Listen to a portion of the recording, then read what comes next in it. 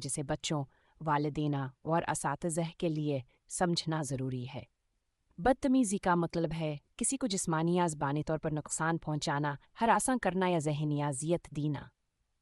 ये किसी के जज्बात को ठेस पहुंचाने, इनकी खुद एतमादी को मुतासिर करने और उनके ज़हनी सुकून को बर्बाद करने के शक्ल में ज़ाहिर हो सकता है। बदतमीज़ी की के इश्कलें हो सकती हैं, जैसे जिस्मानी बदतमीज़ी, किसी को धकेलना, मारना या धमकाना; ज़बानी बदतमीज़ी, गालियाँ देना, मजाक उड़ाना या तज़लील करना; सोशल मीडिया पर बदतमीज़ी, ऑनलाइन हरासानियान फरतांगीज़ पैगामातब भी बदतमीज़ी की किस्म में आते हैं। बदतमीज़ी से मुतासर होने वाले बच्चे या अफराद ज़हनी परेशानी, इज़्तिराब और अफसरदगी का शिकार हो सकते हैं। इसलिए यह ज़रूरी है कि हम बदतमीज़ी को न सिर्फ समझें बल्कि इसके खिलाफ खड़े हों। स्कूलों, घरों और कम्युनिटी में इसके बारे में आगाही बढ़ाने की ज़रूरत है ताकि हम एक सेहतमंद और मोहब्बत भरा माहौल कायम कर सकें।